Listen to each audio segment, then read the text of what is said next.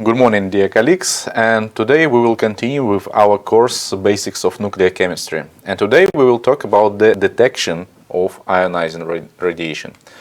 First of all, it is important to note that all the detection methods of ionizing radiation are based on the interactions of ionizing radiation with matter. And as a reminder for you that there are different mechanisms of interaction. It is ionization, excitation, and also the production of defects. And as a response from all these mechanisms, all these interactions, we can get either detection of electric current, or detection of visible light, or we will get some defects that we will analyze. And corresponding detectors are ionization detectors, scintillation detectors, and track detectors. The modes of working or operation of these detectors can be either pulsed or integral. Pulsed means that we are measuring some discrete pulses, some discrete responses of each event. And integral mode means that we are collecting the signal and then we analyze the integral signal from the interactions of ionizing radiation. So, it is also important to remember that there is a background radiation everywhere. That's why when we measure the count rate, we never measure directly the activity of the sample. First of all, we have to analyze, to determine the background radiation, background count rate. The count rate itself depends on the activity, probability of the certain decay mode, or the yield of the decay mode for the certain radionuclide. We can get this number from databases. And the coefficient of registration. So, this detection efficiency or registration coefficient also depends on many other parameters. First of all, it is the detector efficiency.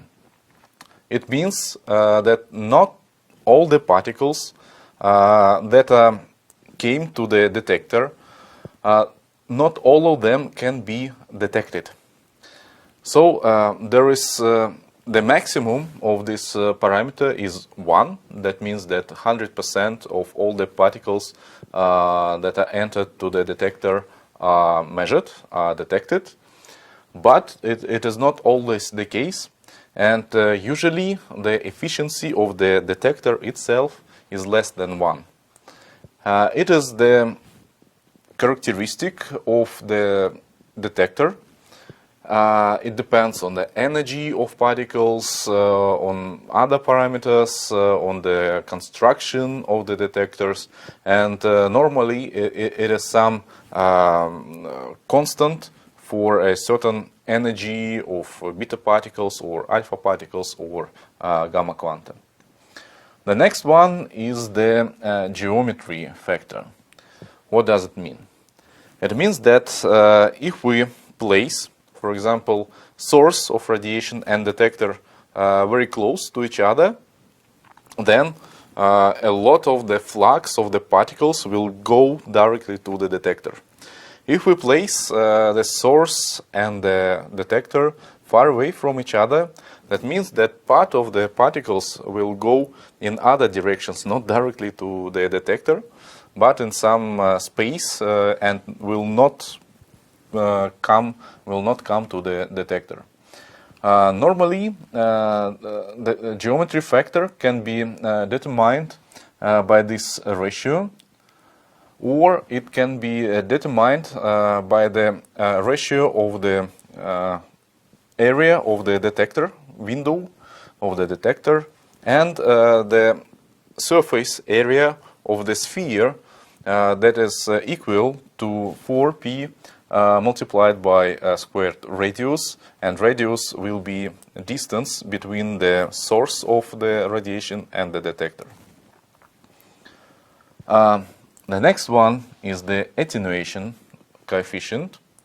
So when particles are going from the source of radiation to the detector, these particles are going through the air, for example, or they have to go through the wall of the detector, through the window of the detector. And part of these particles, of this flux of the particles or gamma quanta, will be absorbed by air, by the window of the detector, and we will lose this part of the particles. And that's why we have to take into account this attenuation coefficient. There is another coefficient that is important for example, for alpha particles and beta particles. It is self-attenuation. That means that it is absorption of particles by the sample itself. So if there is a thick sample and beta particles or alpha particles are emitted inside the material, that means that it should go through the material, and thus part of these particles that are released inside the material can be also absorbed and will not reach the detector. So the self-attenuation, again, it is absorption by the sample itself. And the last coefficient is backscattering coefficient, that is again important for beta particles and in some cases for alpha particles. This coefficient is the only one that can be higher than 1, because it means that some part of the particles, or the released alpha or beta particles, can be backscattered from the base, from the surface of the sample, and by the geometry factor, we already took into account that these particles should go in other direction, not to the detector, but in some other directions. We took into account this geometry factor, but instead of going to some other directions, these particles can be backscattered and go to the detector. Thus, we can observe the higher count rate that we expected. Usually, count rate again is lower than we expected because some coefficient are not correctly determined, and only the backscattering coefficient will give us the higher count rate when we expect it. And also, in the case of high activity, there is a very important parameter of the detector itself that is called the dead time. In principle, it is the time before between two events that can be still detected as separated events. When the detector detects some particle, it takes some time for the whole detection system to become in the initial state. When detector system come to the initial state, since this moment it can detect another new particle. So if another particle will come in the time before the system, or the whole detection system will come to the initial state, this particle will not be detected. So there is a dead time for detection, and no other particles will be detected. That's why there is a correction for the count rate depending on the dead time and on the measured count rate. And then when we take into account all these coefficients, all these parameters, we will get now this general formula for calculation the absolute activity of the sample. So we have taken into account, first of all, that time, the background count rate, and then calculate the activity using all these coefficients. Now, what about the detectors themselves? Again, there are three types of detectors based on the principle of detection of interaction of ionizing matter with ionizing radiation with matter: ionization, scintillation, and track detectors. And track detectors that came historically from radiography were the first detectors that were used for detection of ionizing radiation. Radiography means literally the recording radiation. So radio means radiation or radiate, and graph means write from the Greek language. And as it was mentioned in the first our lecture, the discovery of radioactivity was possible when the Henri Becquerel analyzed the photoplates that were affected by the radiation of unknown rays at that time, rays that are released by uranium salts. And we can say that the first detection system was just a photographic plate, and this method is literally radiography. Radiography, in principle, it is a 2D research method. Even in the experiments of Henri Becquerel, we can see this special distribution of the ionizing radiation. And there are two types of radiography: the passive radiography and induced radiography. The passive radiography means that we detect tracks or defects in detectors, in special plates, and these defects are caused by the radiation of the sample itself. So we have a radioactive sample. It emits alpha, beta particles or gamma quanta, and this radiation caused some defects in the detectors. Induced radiography means that we we have some external effect on the sample. Usually it is either neutron irradiation or photon irradiation, so means the photonuclear reactions.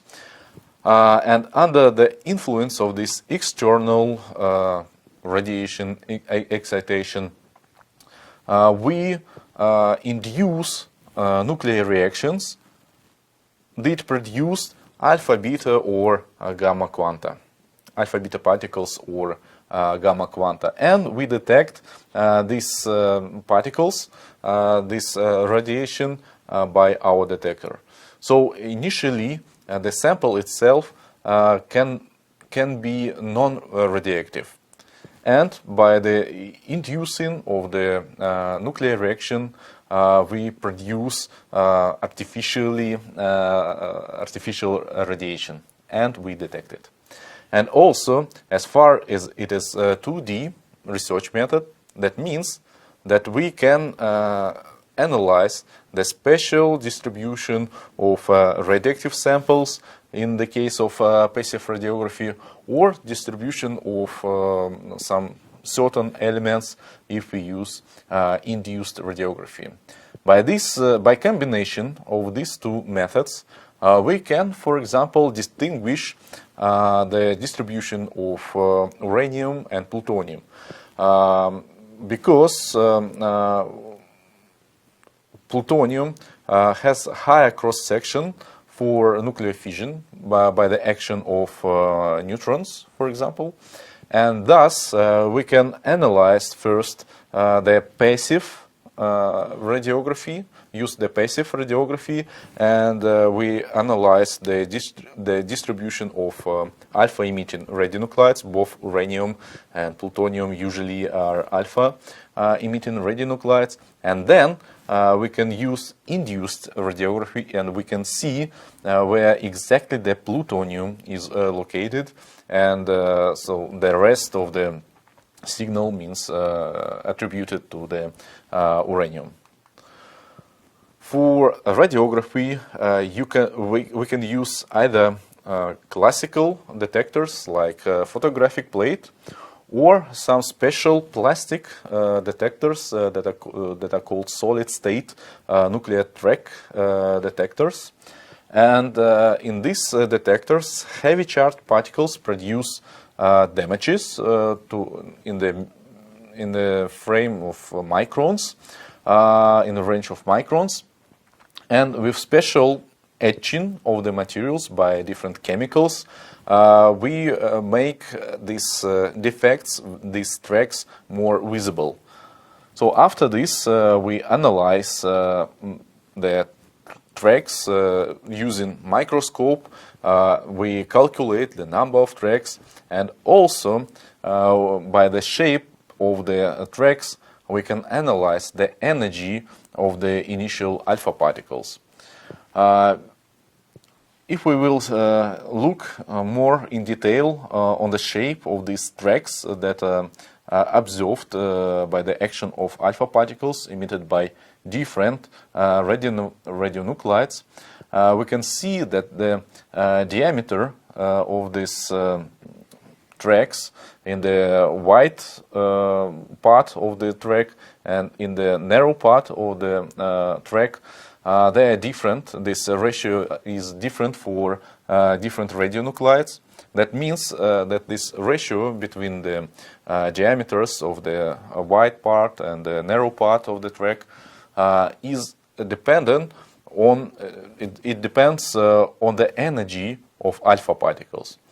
Thus, if we have a, let's say, calibration curve dependence of this ratio on the energy of alpha particles, and later if we just have a sample and a plate and we analyze the shape of the resulting tracks, we can estimate the energy of the alpha particles that came to the detector, and thus by the energy of alpha particle we can say what was the radionuclide in our sample.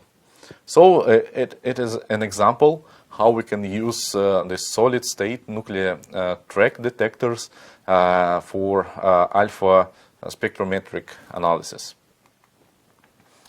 The next type of detectors is ionization detectors. And we can also divide them by two types, the gas-filled detectors and semiconductor detectors.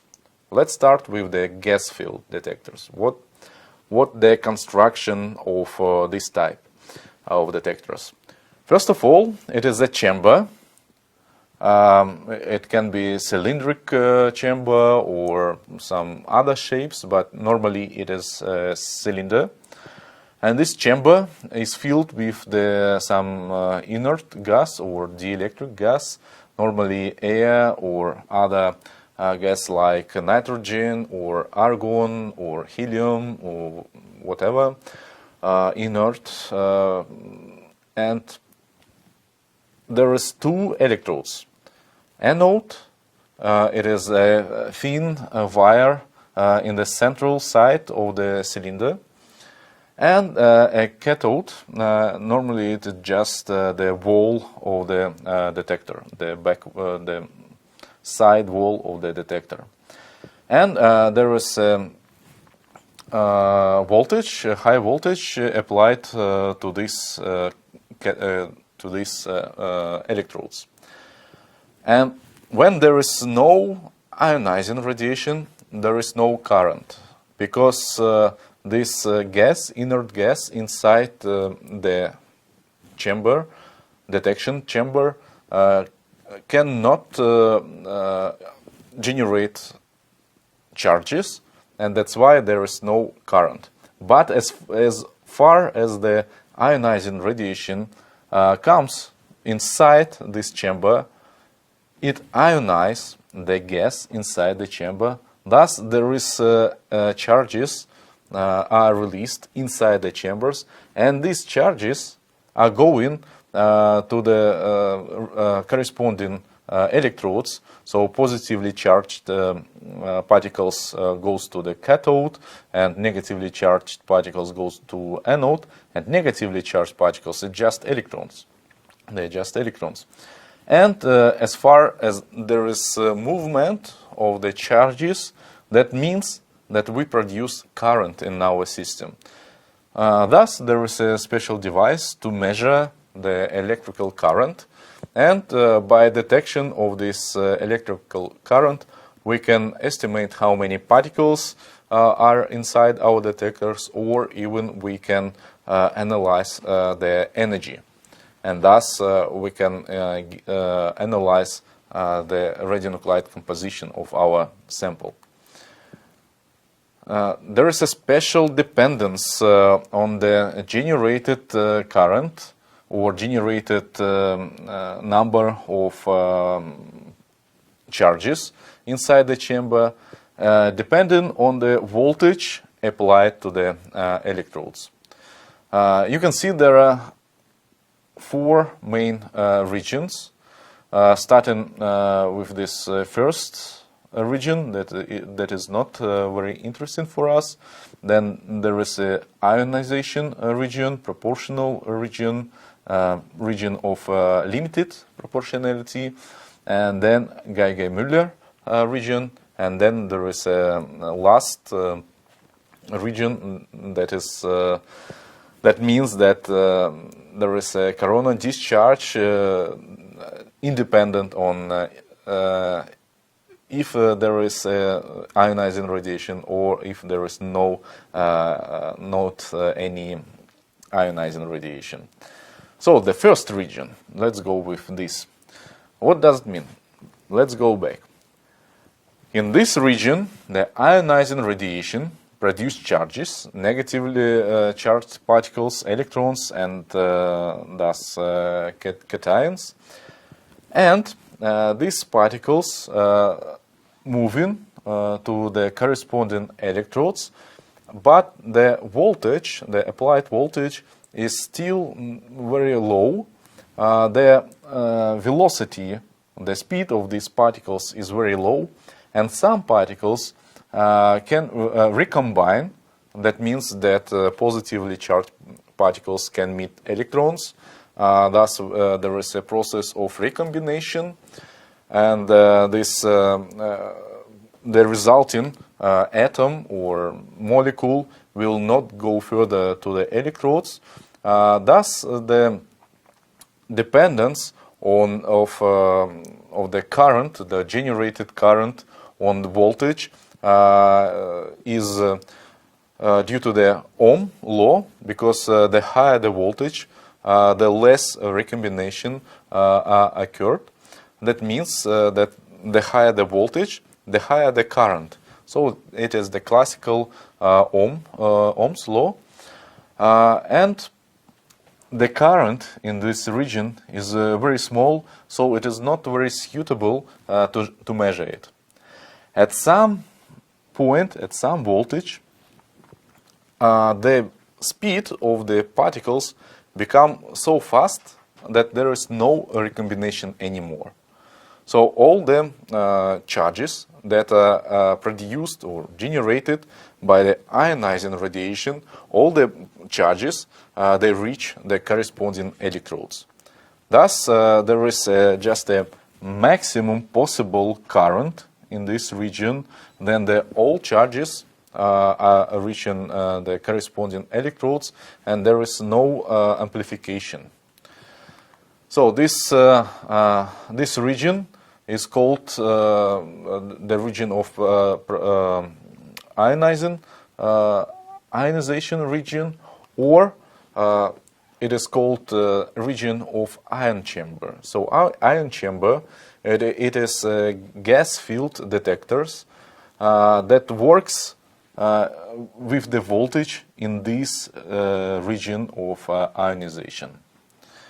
There is again no gas amplification, but the corresponding current is directly depend on the energy of the initial particle, beta particle or alpha particle, and thus ion chambers can be used in the spectrometric analysis. So by the current, the generated electrical current, we can analyze the energy of the particles that come into the detector. There is, of course, the drawbacks in this region, because if we will look, still the current is very low.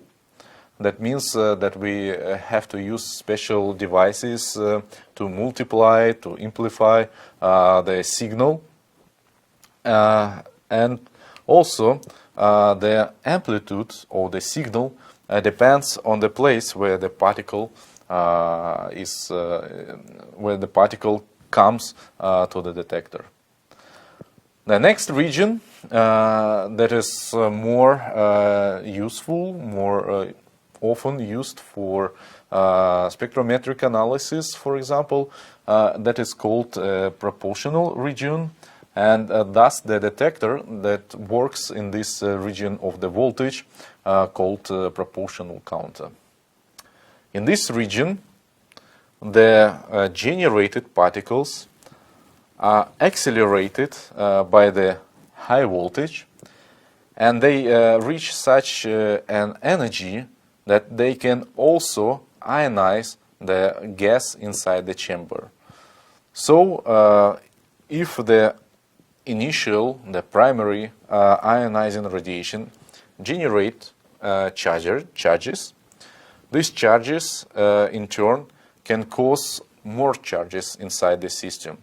And thus we multiply the number of charges, and this amplification can be as high as thousands of the charges. So that means that one primary charge can generate thousands of other charges. And thus we can easily analyze or detect the current generated by the ionizing radiation. And also this amplification coefficient is constant at certain voltage, and it independent on the energy of the particles that are coming into the detector. And thus there is some constant value, and the higher the energy of the initial particles that are coming to the proportional counter, the higher the generated electrical current. And the proportionality between the energy of particles and the generated electrical current is constant value.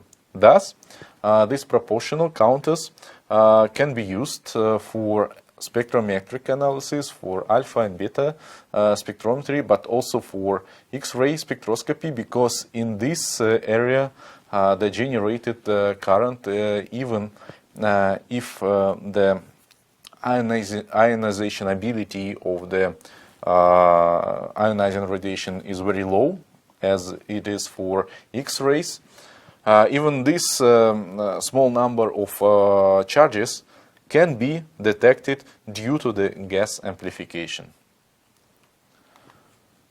Then there is a region before the region of Geiger-Müller that is called the limited proportionality. In this region, this coefficient, this proportionality between the energy of the initial particles and the generated electrical current is no longer a constant. And thus, this region of limited proportionality is no longer useful for spectrometric analysis. and normally this region is not used for applications. But the next region, that is called Geiger-Müller counters, that is very important region and very useful. What is happening in this region of the applied voltage? In this region, all the particles are so accelerated, they got such a high energy that they ionize secondary the whole gas in the chamber. So there is a discharge called corona discharge. That means that the whole space, the whole volume inside the chamber is ionized. That means that even if there is a single charge is generated by ionization radiation, the whole volume of the chamber will be ionized. And thus, we can measure the single event. But the drawback of this region that we cannot say anything about the energy of this initial ionizing radiation, alpha particle or beta particle or even gamma quanta. Because independent on the energy, if you generate the single charge, the whole volume will be of the chamber will be ionized. Why it is important? In this region, the gas amplification is so big that we don't need to use. There is no need to use special devices to multiply the generated electrical current. It is easy to measure because it has already high values, and also the Geiger-Müller counter has a very high efficiency of detections. Again, even a single particle that came to the detector will be detected. That's why normally for dosimeters, for special devices to find radioactive sources, they use exactly the Geiger-Müller counters in their construction, because all the particles that can ionize the gas will be detected. So we will count the particles. We will not know what the particles are, beta particles or gamma quants, but we will certainly know that there are some radioactive sources around us. The only one of the drawback of this Geiger-Müller counters that they cannot detect the alpha particles, because if we will look again on the construction of the gas field detectors, there is a wall, and usually the thickness of this wall of the detector is larger than the maximum range of alpha particles. That means that all alpha particles that are trying to reach the detector system will be stopped in the wall of the detector and will not go inside the detector, so no alpha particles will cause the ionization inside the chamber, and thus there will be no detection of these particles. Another drawback of these detectors that the discharge, as far as the whole volume is ionized, the whole volume of chamber is ionized, there is a need of time for the system to relax and come to the initial state.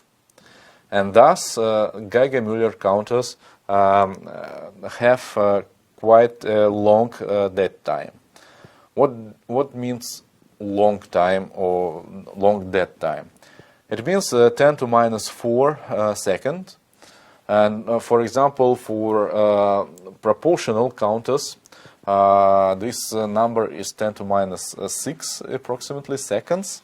That means that the proportional counters can measure 100 times higher activity without need to assume this dead time in calculations than the Geiger-Müller counters. Next, detectors are semiconductor detectors, and it is still the ionization detectors. The main difference between the gas-filled chambers and the semiconductors that this inert material in the detectors are different. So in ionization chambers it was gas, and in semiconductors it is a solid material semiconductor. From the theory of the soft matter, we know that there is a band gap between the valence band and the conduction band. Depending on the value of this gap between these two bands, we can say that material is either dielectric, or it is a conductor, or it is a semiconductor. And for semiconductors, the normal band gap is around from 2 to 4 or 5 electron volts. And thus, for example, for germanium detectors, the energy resolution is very high, so we can distinguish peaks with the difference in energy 3-4 electron volts. It is very good resolution, and efficiency is lower than for gas-filled chambers. But if we will look again to the principle of the detection, it is more or less the same. We have applied voltage. We have no charges in normal state, so no current when there is no ionizing radiation. And as far as the ionizing radiation come to the solid material, to semiconductor, charges are generated. In this case, it is electrons and positively charged vacancies, or holes. And these charges start to go to the corresponding electrodes, and thus, again, there is a generation of electrical current that we detect. Depending on the geometry of the detector, we can say that there is two types of the detectors. It's a coaxial detector. It is well detector. So, for example, it is how we can place a sample on the different detectors. And there are some other types of detectors, like planar detectors and other. But these two, coaxial and well detectors, are more or less the most popular types of the geometry. In this case, in the case of the coaxial detector, we can place sample in so-called Marinelli vessel, and thus we surround our detector with the sample to increase the number of particles that are going to the detectors. Thus, we increase the efficiency of the detection. Also, if we use the well detector, that means that the most particles that are released from the sample will go to the detector. So again, with use of the well detector, we can increase the efficiency of the detection. But in this case, we are limited to the internal volume of this well. In the case of the coaxial detector, we can use the samples of different geometry, of different sizes. We only have to take into account the geometry, we have to calibrate our detector for certain geometry, but again, we can use more or less any type of the samples in geometrical point of view. And it is not the case for well detectors. Also, when we measure our sample, we have to use a special system to subtract the background. We cannot neglect the background completely, but we can use some special systems that we will mention in the next lecture, how we can to lower the background. So this is a photo that was taken by Stepan Kalmakov. So this is a detector itself with the sample that was measured. There is a special lead shielding. There is also a special copper and cadmium shielding inside the chamber. Then there is a special active scintillation shielding that takes into account the cosmic radiation, high penetrating cosmic radiation, and all this passive and active shielding are working to make the background lower. For the semiconductors are usually used for gamma spectrometry, but they are also used for alpha spectrometry. In the case of gamma spectrometry, it is normally the germanium of high purity, and for alpha spectrometry, it is normally silicon detectors. They have worse energy resolution than germanium detectors, but in the case of alpha spectrometry, there is no need in such a high energy resolution as in the case of germanium. And thus, we can use more cheaper silicon detectors to detect alpha peaks and to have sufficient energy resolution. We remember that the alpha particles, they have very low penetration ability. Even the air can absorb most of the alpha particles.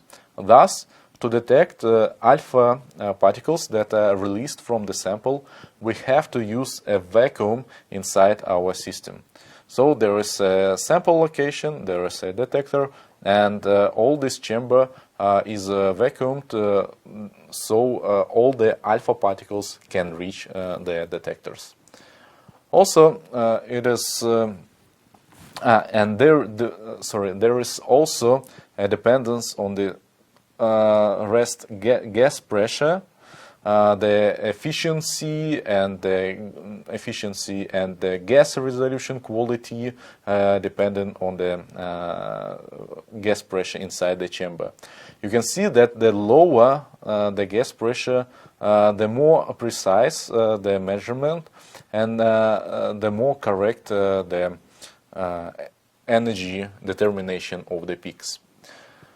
Also, it is a bad idea to use high activity, because in this case the recoil nucleus can reach the detectors, and this recoil nuclei they will stay in the detectors, they will destroy the detectors, and they will generate additional background.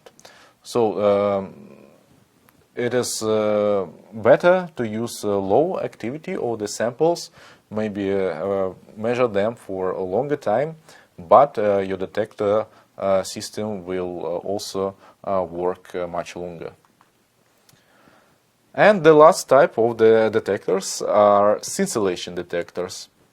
They can be either solid, so the material of the detector can be either solid, or it can be a liquid mixture of the scintillator and the diluent and other components. So the solid detectors can be either organic or inorganic. Also, one of the first detectors was this zinc sulfide. that was used also by Rutherford, for example. Thus, these scintillation, solid scintillation detectors are known for quite a long time. What is the principal diagram of the detection system that utilize the scintillation detectors? Normally, there is this scintillation detectors. It can be organic, inorganic, solid, or liquid. The main idea that the scintillator generates a visible light by the action of the ionizing radiation. So this visible light then reach the special device that is called photomultiplier tube. The main idea that the visible light that is absorbed and induced the photoelectric effect. So due to the photoelectric effect, the electron is released from the electrode.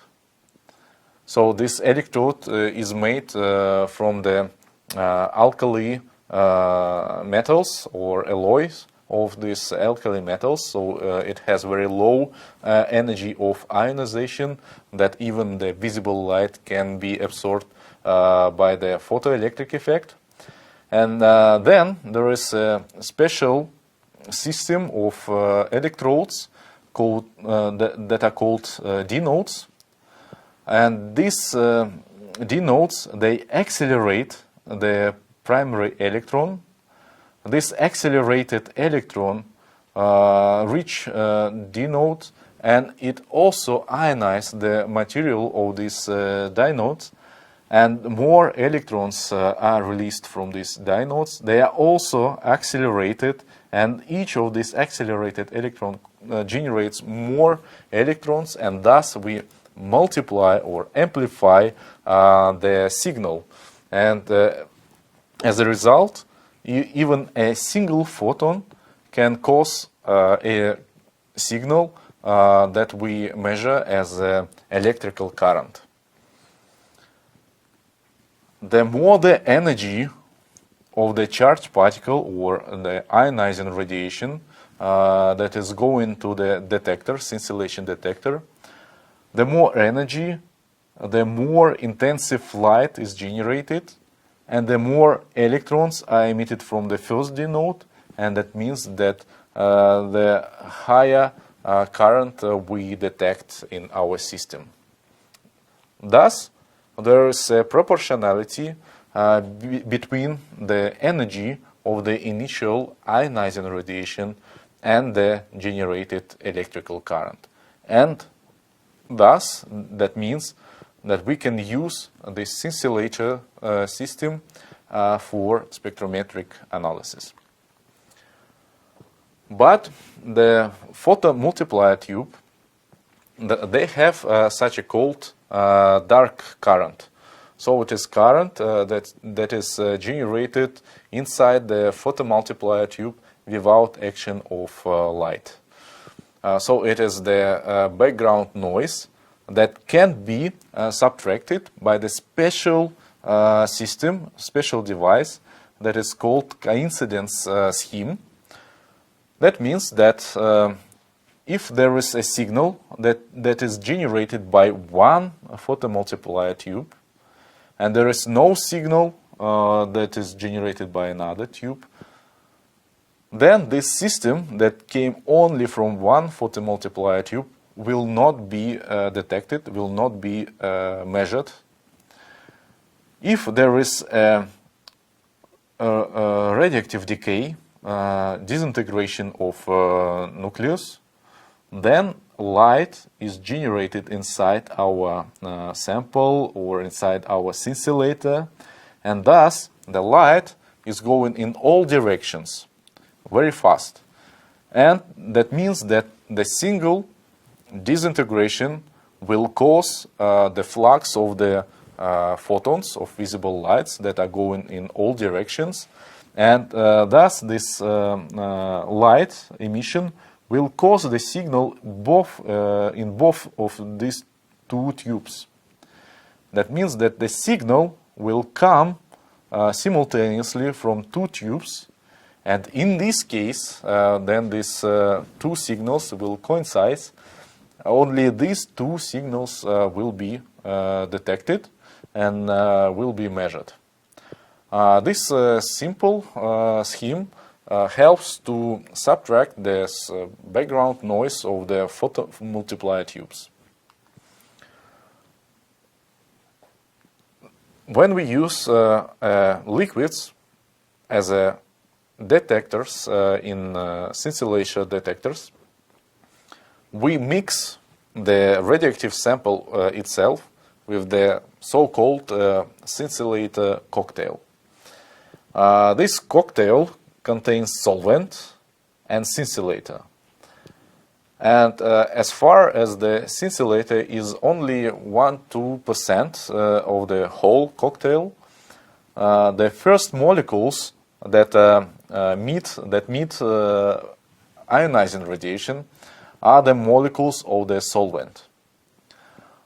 These molecules normally they have aromatic system that can be excited and accumulate energy, let's say. These molecules then meet the scintillator molecules, and they transfer their energy to the scintillator molecule, and the scintillator molecules release the visible light that is detected by a photomultiplier tube.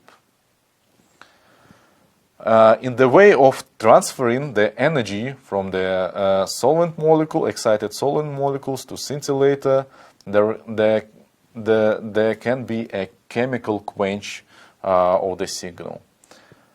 If there is some colored molecules, they can capture the visible light that is released already from the scintillator molecule. As a result of both of chemical quenching or color quenching, the less photons are reaching the photomultiplier tube.